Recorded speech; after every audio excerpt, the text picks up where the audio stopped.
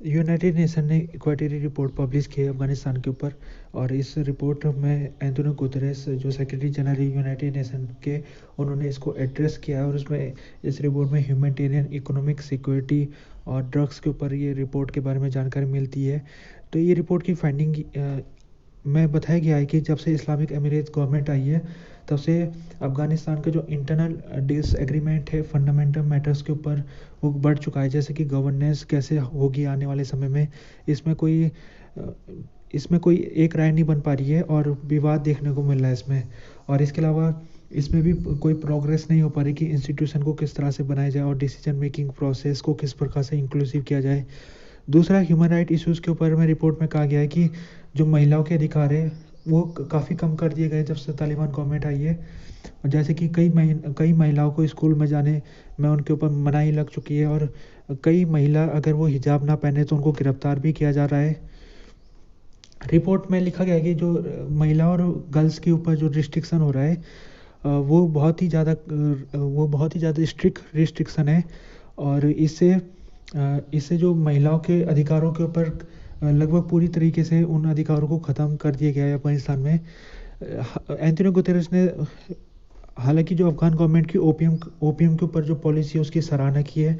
और रिपोर्ट में कहा गया है कि जो ओपीएम कल्टीवेशन है वो काफ़ी कम हो गया है जब से तालिबान गवर्नमेंट आई है।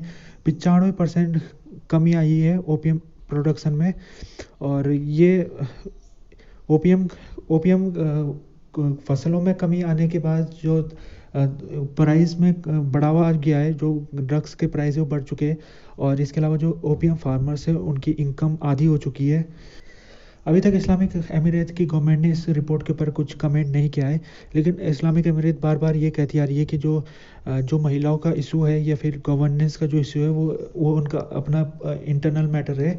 और इसके ऊपर यूएन को कमेंट नहीं करना चाहिए। और साथ में उन्होंने कहा कि जो हमारी लॉ है वो इस्लामिक लॉ के आधार में बेस है। और साथ में ड्रग्स के ऊपर जो उन्होंने कामयाबी हासिल की है, वो अपने के लिए बहुत बड़ी अचीवमेंट इस्लामिक गवर्नमेंट मानती है। यूएनएससी ने आज के दिन, वेडनेसडे के दिन, अफगानिस्तान के ऊपर डिस्कशन करना है। और यूएनएससी में जो उनामा का मिशन है उसके ऊपर एक्सटेंशन के ऊपर डिसीजन लिया जाएगा। दूसरा, उनामा की जो रिपोर्ट है, क्वार्टरली रिपोर्ट, उसको भी यूएनएससी के सामने रखा जाएगा। और यहाँ पर जहाँ तक उनामा की बात है, तो उनामा ये एक यूएन बॉडी है जो कि अफगानिस्तान के लिए लगाई गई है। स्पेशल अफगानिस्तान के पर्पज़ से इस बॉडी को बनाया गया था। तो इसका जो मैंडेट है वो मार्च 2024 को ख़त्म हो रहा है। तो उनामा का एक्सटेंशन के बारे में फैसला इस आज की मीटिंग में होगा। साथ में जो अफगानिस्तान को लेकर एक स्पेशल इन्वाई को लगाने की बात की जा रही है, उसमें अभी तक कोई नाम सामने नहीं आया। तो हो सकता है कि उसके बारे में भी बातचीत इस मीटिंग में हो। जो इस्लामिक एमिरेट्स को इस मीटिंग में बुलाया नहीं गया है और साथ में किसी सिविल सोसाइटी के किसी मेंबर को भी नहीं बुलाया गया है। जबील मुजाहिद जो स्पोक पर्सन है इस्लामिक एमिरेट के, उन्होंने कहा कि ये मीटिंग तब तक इनफेक्टिव रहेगी जब तक इसमें इस्लामिक एमिरेट के किसी रिप्रेजेंटेटिव को शामिल नहीं किया जाता। मुजाहिद कहते हैं कि यूएन जो है इस समय वो सुपर पावर के इन्फ्लुएंस में है। और इसी वजह से जो ये मीटिंग है इसका कोई फ़ायदा नहीं होगा, ना ही किसी स्पेशल इन्वाई को बनाने से कुछ फ़ायदा होगा। कमल खान डैम, ये डैम है जो कि ईरान के तरफ से इस डैम से पानी जाना शुरू हो गया है। और ये जो पानी है ईरान के सिस्तान और बलूचिस्तान प्रोविंस में पानी पहुंचेगा। इस्लामिक एमिरेट के स्पोक पर्सन मुजाहिद ने ये जानकारी दी है। तो ये जो डैम है ये अभी कैपेसिटी तक पहुंच चुका है, क्योंकि बारिश हुई है पिछले कुछ दिनों से, जिस वजह से अब ये कैपेसिटी होने के बाद इसको अब जो एक्स्ट्रा पानी है उसको ईरान की तरफ डाइवर्ट कर दिया जाएगा। ये जो पानी है हेलमट रिवर का पानी है, जो कि काफ़ी विवाद का केंद्र बिंदु है।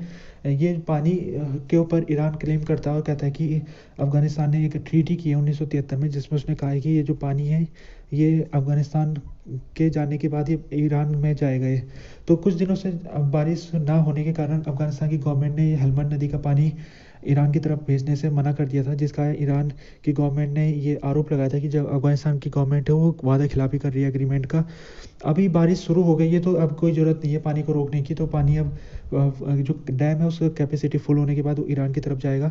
और निमरोज के फार्मर, ये उनका कहना ये है कि ये जो पानी है इसमें पहले हमारा अधिकार है, क्योंकि ये जो पानी पहले हमारे पास आता है।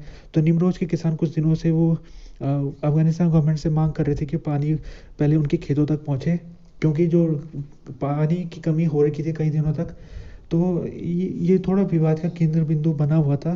और इस्लामिक अमीरात की गवर्नमेंट का कहना ये है कि उसने एलोकेट करना शुरू कर दिया ईरान की तरफ पानी, और उन्होंने कहा कि हम अपना जो ज़रूरत है उसको पूरी करने के बाद जो हमारा एग्रीमेंट के तहत जो हमने कमिटमेंट किया था, हम कमिटमेंट को निभाने की पूरी कोशिश कर रहे हैं।